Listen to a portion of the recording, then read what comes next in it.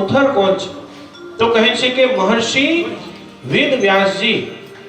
બોલ વ્યાસ નારાયણ ભગવાન કી જય.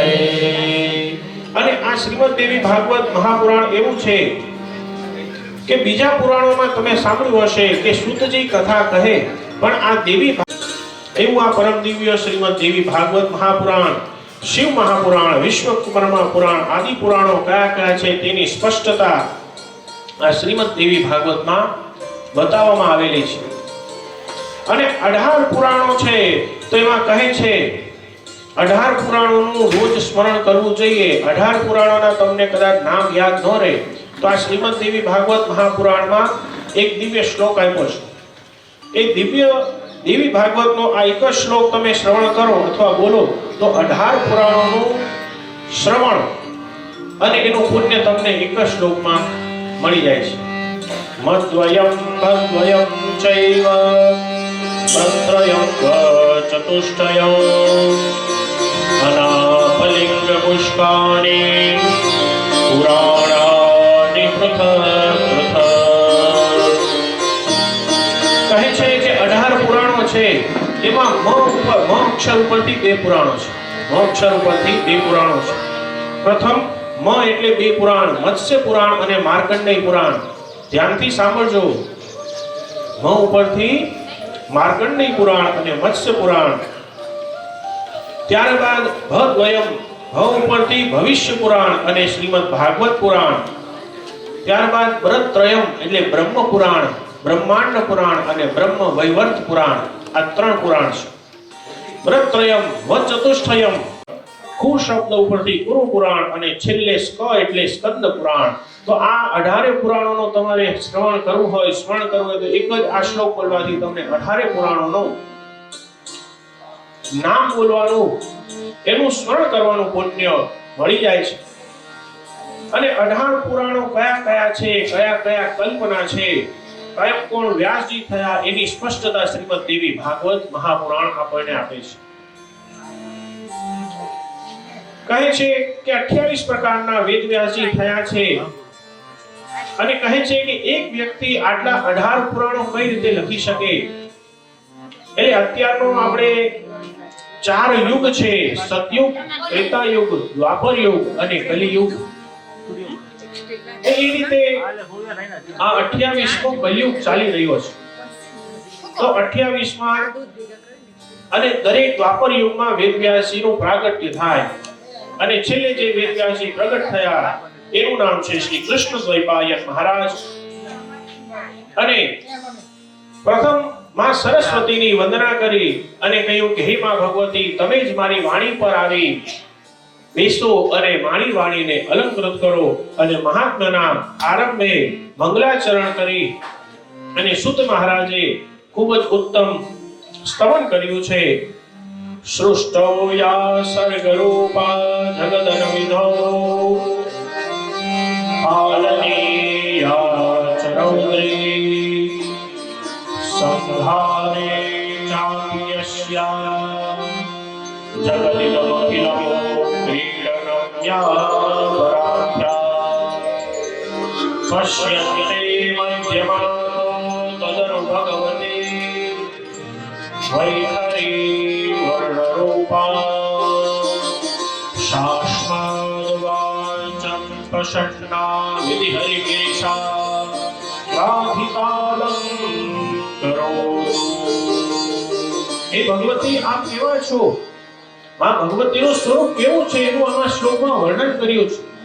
હે ભગવતી, આપ કેવા છો? તો કહે છે કે હે જગદંબા, આપ મૂલાધાર નામના ચક્રમાં વસો છો. મનુષ્ય શરીરમાં 7 પ્રકારના દિવ્ય ચક્રો રહેલા છે. મૂલાધાર, સ્વાધિષ્ઠાન, અનાહત, વિશુદ્ધિ, આજ્ઞા અને સહસ્રાર ચક્ર. એમાં કહે છે કે પરા નામની જે વાણી છે એ મૂલાધાર ચક્રથી પ્રગટ થાય છે. પછી નાભીમાંથી નીકળે એ પશ્યંતી નામની વાણી છે. હૃદયમાંથી નીકળે એને મધ્યમા વાણી કહેવાય. અને કંઠમાંથી જે વાણી નીકળે છે એને વૈખરી વાણી કહેવાય. એમ હે માતા, આપ જ સૃષ્ટિને ઉત્પન્ન કરવા વાળા છો. આપ જ એનું પાલન પોષણ કરો છો અને આપ જ અંતે એનો સંહાર રૌદ્રી રૂપે એનો સંહાર કરો છો અને એવા ચરાચર સંસાર જેના માટે ક્રીડનમ્યા પરાખ્યા, જેના માટે ક્રીડા છે, એવા હે ભગવતી બ્રહ્મા વિષ્ણુ અને મહેશ પણ જેનું આરાધન કરે છે, બ્રહ્મા વિષ્ણુ અને મહેશ જેનું આરાધન કરે છે, એવા ભગવતી મારી વાણીને સુશોભિત કરો. એવા માં ભગવતી જગદંબા માં શ્રી લલિતાંબિકા મહા ત્રિપુર સુંદરી માતા તથા કુલદેવી શ્રી બિંદુક્ષણી માતાને વંદન. બોલો બિંદુક્ષણી માતની જય. તો આ પ્રથમ ધ્યાન કર્યું છે, પ્રથમ વંદના કરી છે અને આજે પ્રથમ દિવસ અને પ્રથમ દિવસે કોની કથા હોય? તમે કોઈ પણ કથામાં ગયા છો કે નહીં? તમે કથામાં ગયા પણ હશો, ગયા છો કે નહીં? હા કે ના તો બોલો. હા, તો પ્રથમ દિવસે કઈ કથા હોય? હું તમને પ્રશ્ન પૂછીશો. હા, અહીં વ્યાસપીઠ પર બેસે એ પરીક્ષા પણ કરે તો ધ્યાનથી સાંભળજો. હું ગમે ત્યારે વર્ષની આપણી જે કથા હશે, કથાનો વિષય લઈ અને હું પ્રશ્ન પણ કરીશ. તો પ્રથમ દિવસે કોની કથા હોય? ચલો, પ્રથમ દિવસ છે એટલે હું તમને કહી દઉં. પ્રથમ દિવસે મહાત્મ્યની કથા હોય. કઈ કથા હોય? એ પછી ભાગવત કથા હોય કે દેવી ભાગવત કથા હોય કે શિવ મહાપુરાણ કથા, મહાત્મ્યની કથા હોય. અને મહાત્મ્ય એટલે ઇન્ટ્રોડક્શન, કે કથા કોની છે, કથા કહેવાથી કે કથા શ્રવણ કરવાથી શું લાભ મળે. અમારા શ્રોતાઓને લાભ મળે ને તો બધા રાજી થઈ જાય કે હા. અને નિયમ છે કે મનુષ્ય હોય કે કોઈ પણ જીવ હોય, લાભ હોય ને ત્યાં પેલા આપણે જઈ. તો કહેવાની વાત એ છે કે આ કથા શ્રવણ કરવાથી શું લાભ મળે, કથા શ્રવણ કરવાથી આપણું કઈ રીતે કલ્યાણ થાય, આ ભગવતીનું સ્વરૂપ કેવું છે. ભગવતીના સ્વરૂપના દર્શન તો આપણે કરીએ છીએ, પણ ભગવતીનો સ્વભાવ કેવો છે એ આપણે જાણીએ છીએ. હવે તમે કહેશો કે અમે માતાજીના સ્વરૂપના દર્શન કર્યા છે, પણ માતાજીને સાંભળ્યા? તો એ સાંભળવા માટે તમારે કથામાં આવવું પડે. એટલે ભગવતીની ઈચ્છા છે એટલે આપણે અહીંયા બધા ભેગા થયા છીએ. કારણ કે આ જગતમાં પાન પણ ભગવતીની ઈચ્છા વગર ચાલતું નથી. એવા ભગવતીનું આ શ્રીમદ દેવી ભાગવત કોને કથા કહી, ગ્રંથનો મૂળ લાભ શું છે, આની પદ્ધતિ કેવી છે, એની પ્રારંભિક ઓળખાણ એટલે શ્રીમદ દેવી ભાગવતનું મહાત્મ્ય.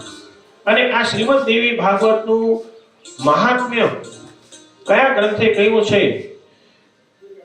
જનરલી આપણે કહીએ કે કોઈ વ્યક્તિ પોતે પોતાના વખાણ કરે નહીં, એનો વખાણ કોઈ બીજા કરે ત્યારે સાર્થકતા કહેવાય. વ્યક્તિ પોતાના જ વખાણ કરે તો એમાંથી અહંકાર પ્રગટ થઈ જાય. એટલે આ શ્રીમદ દેવી ભાગવત મહાપુરાણનું મહાત્મ્ય સ્કંદ પુરાણના માનસ ખંડમાંથી લેવામાં આવ્યું છે.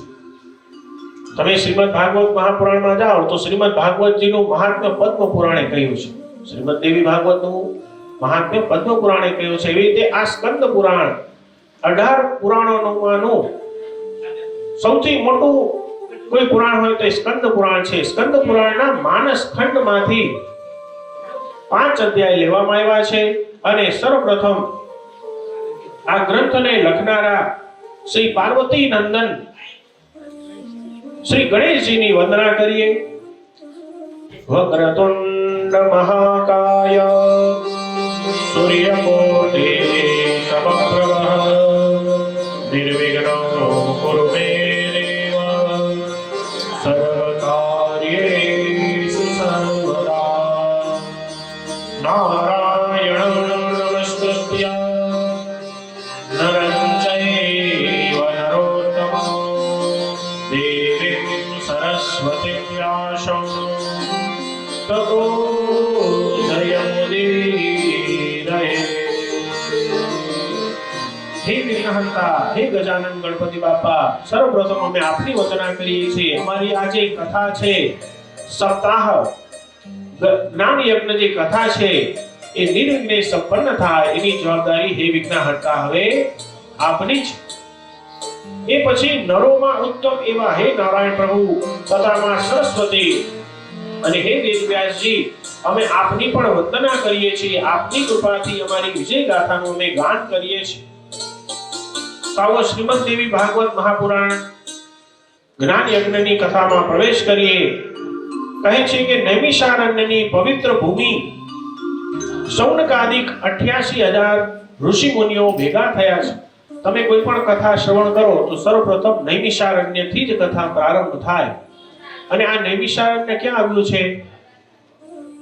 તો કહે છે કે અયોધ્યા એની બાજુમાં લખનૌ સિટી છે. હું તમને અત્યારનું એડ્રેસ આપું. પૂર્વમાં તો નૈમિષારણ્ય કહ્યું છે, અને નૈમિષ એટલે નિમિ.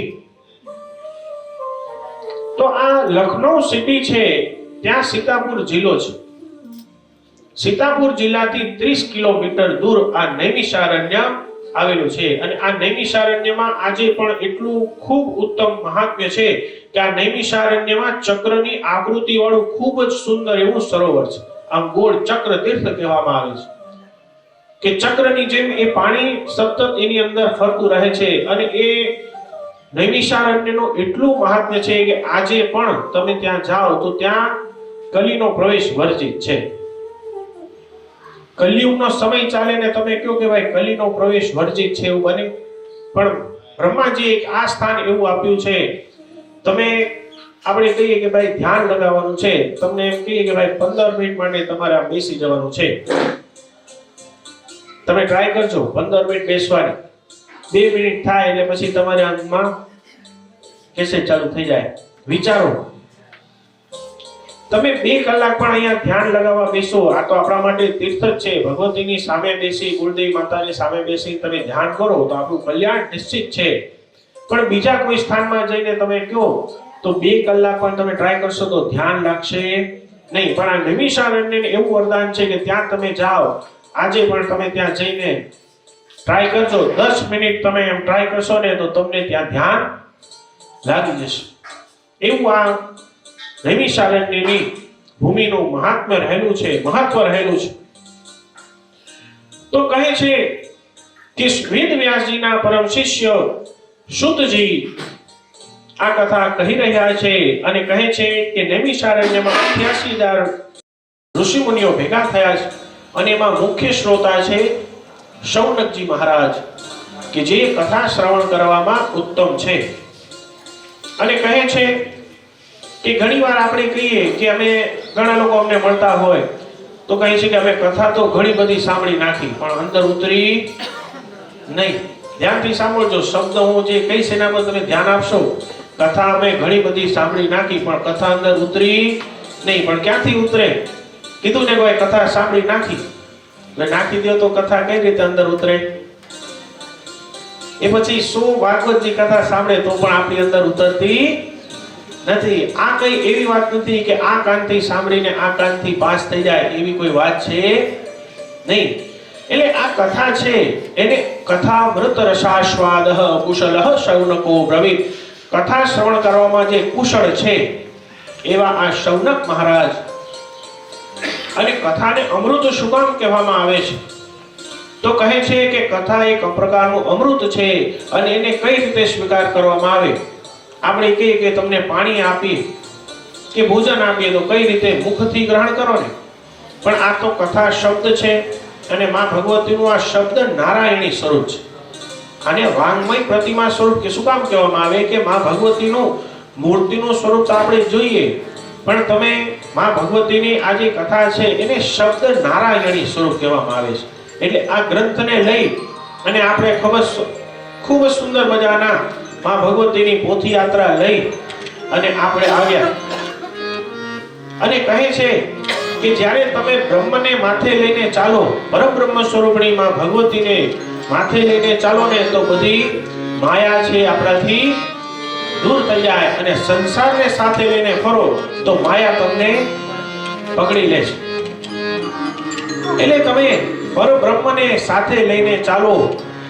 આપણને કહેવામાં આવે કે આપણે અહીંયાથી થોડી દૂર જવાનું છે તો ચાલીને જવાનું છે. જો કે ભાઈ પગ દુખે પણ આપણે અહીંયા પોણો કલાક શોભાયાત્રામાં ચાલીને આવ્યા પણ એમાં આપણને થાક લાગ્યો નહીં. કારણ કે પરબ્રહ્મ સ્વરૂપિણીમાં ભગવતીને માથે લઈને ચાલ્યા છે અને ખૂબ જ સુંદર મજાના આપણે સામયા કર્યા, સુંદર મજાનું નૃત્ય કરતા કરતા આવ્યા, નહીં તડકો કઈ જ નહીં, કઈ ખબર પડી? કારણ કે બ્રહ્મ સ્વરૂપિણીને સાથે લઈને ચાલો તો માયા આપણાથી દૂર રહે છે. અને ઘણીવાર એવું થાય કે કથામાં આપણે બેસ્યા હોઈએ 3 કલાક, પણ 3 કલાક બેઠા હોય, પણ મુશ્કેલી એ છે કે આપણે કથામાં આવીને બેસીએ છીએ પણ કથા આપણી અંદર આવીને બેસતી નથી.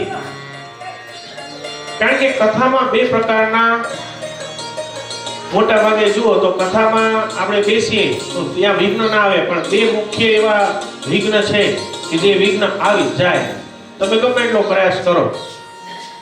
એમાં પ્રથમ છે નિદ્રા દેવી. જો ઘણીવાર અમે કથા કહીએ પણ ઘણા લોકોને નિદ્રા દેવી તરત પ્રગટ થઈ જાય અને બાજુવાળા ઉપર પણ એની અસર થાય, એટલે બાજુવાળા નહીં પાછા. અને બીજા છે મનીરામજી. જોજો, ધ્યાન આપજો, તમે ઉલટું નહીં સમજતા. અહીંયા આપણે જે કંઈ પણ કથા કરશું બધી જ આધ્યાત્મિક વાત કરશું. મનીરામજી એટલે ઓલી મનીની વાત નથી કરતા આપણે. આપણું આજે મન છે ને એ મનની વાત છે. એ મનીરામજી. અને મન તો કેવું છે કે ચંચળ છે, ગમે ત્યાં અચાનક 1 મિનિટમાં અમેરિકાએ પહોંચી જાય, સેકન્ડની ગતિએ પહોંચી જાય કે નહીં? એટલે કથામાં 2 વિઘ્ન તરત પ્રગટ થાય.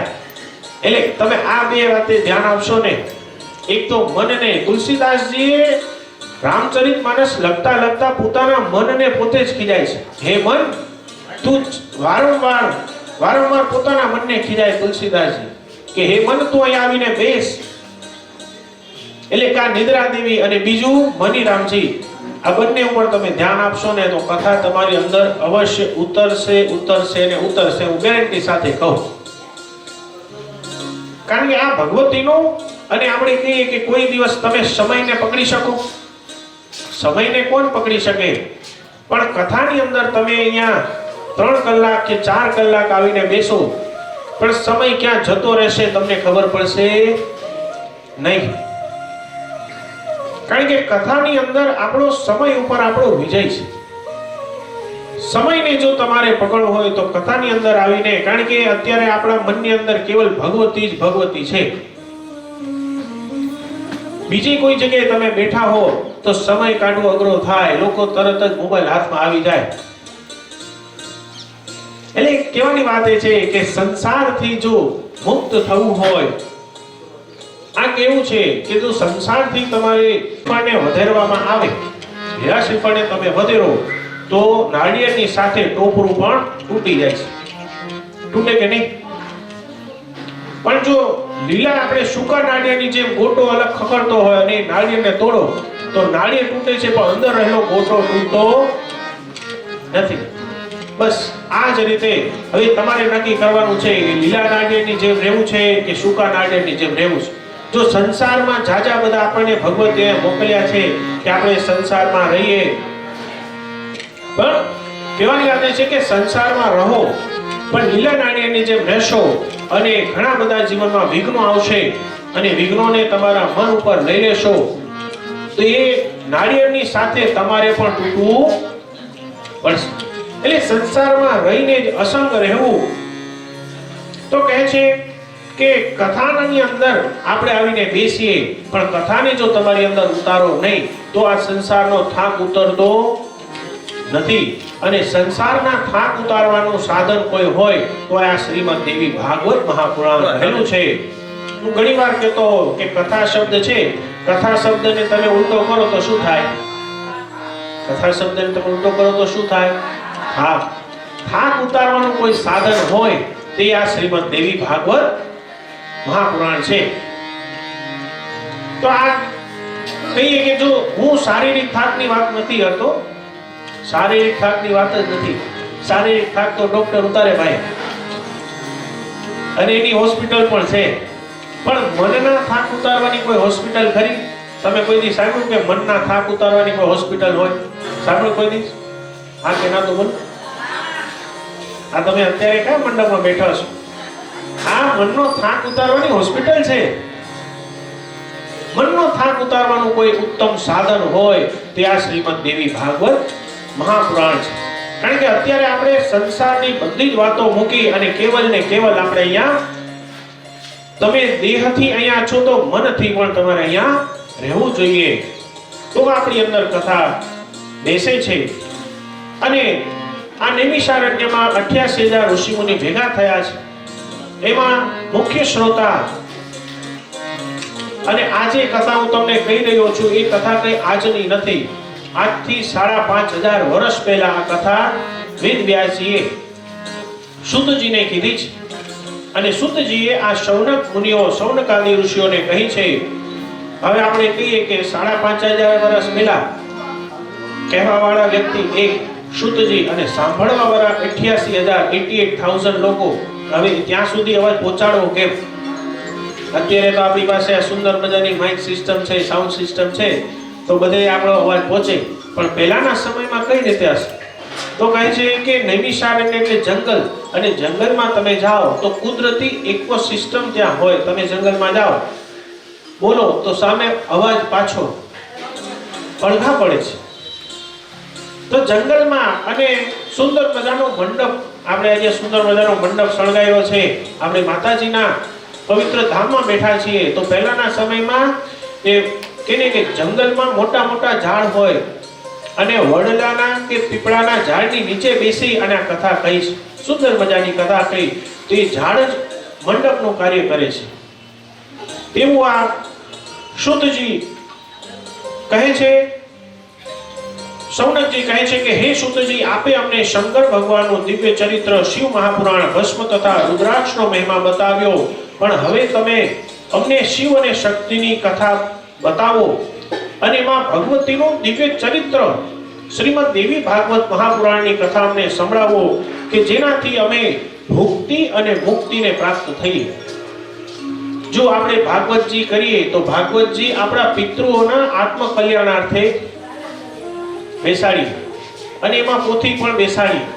પણ ભાગવત મહાપુરાણ છે, ભાગવત મહાપુરાણ છે આપણા પિતૃઓનું કલ્યાણ કરે છે. ભાગવત મહાપુરાણ આપણા પિતૃઓનું કલ્યાણ કરે છે. પણ શ્રીમદ દેવી ભાગવત ભુક્તિ અને મુક્તિ બંને આપે છે કે જીવન પર્યંત જ્યાં સુધી તમે જીવો ત્યાં સુધી ભુક્તિ એટલે કે આપણા જીવનમાં ભોગ પણ આપે છે, ઐશ્વર્ય પણ આપે છે, ધન સંપત્તિ બધું આપે છે, અને મૃત્યુ બાદ મુક્તિ પણ આપે છે. તો વિચાર કરો, ભાગવતજી મુક્તિ આપે છે, આ શ્રીમદ દેવી ભાગવત ડબલ ફળ આપે છે. ભુક્તિ અને મુક્તિ એટલે કે જીવિત મનુષ્યનું પણ કલ્યાણ કરે છે અને આપણા પિતૃઓનું પણ કલ્યાણ કરે છે. એવું આ શ્રીમદ દેવી ભાગવત. માં ભગવતી કેવી કરુણામય છે, કેવી દયાના સાગર છે કે વિષ્ણુ ભગવાન, કૃષ્ણ ભગવાન પિતૃઓનું કલ્યાણ કરે, પણ આ શ્રીમદ દેવી ભાગવત તો જીવિત મનુષ્યનું પણ કલ્યાણ કરે છે અને પિતૃઓનું પણ કલ્યાણ કરે છે. એવા શ્રીમદ દેવી ભાગવત મહાપુરાણને વંદન. બોલ બિંદુક્ષિણી માત કી જય. તો કહે છે, સુતજી કહે છે કે સાવધાનતયા શ્રવણો, ખૂબ જ સાવધાની પૂર્વક તમે આ દિવ્ય મહાપુરાણને શ્રવણ કરો. કહે છે કે માં આદ્ય શક્તિની કથાથી મનુષ્યને જીવનમાં બે વસ્તુની પ્રાપ્તિ થાય, ભુક્તિ અને મુક્તિ. અને શ્રીમદ દેવી ભાગવતની કથા સાંભળો તો ભુક્તિ અને મુક્તિ તો મળે, અને મુક્તિ પછી માં ભગવતીનું દિવ્ય એવું મણિદ્વીપ તમને સ્થાન પ્રાપ્ત થાય છે. તમને બધાને ખબર છે કે બ્રહ્માજી ક્યાં રહે? બ્રહ્માજી કયા રૂપમાં રહે? બ્રહ્મલોક. વિષ્ણુ ભગવાન ક્યાં રહે? વૈકુંઠ. અને મહાદેવ કૈલાસમાં રહે. પણ ભગવતી ક્યાં રહે? માતાજી ક્યાં રહે? ખ્યાલ છે? હા, માં ભગવતી મણિદ્વીપમાં રહે છે. મણિ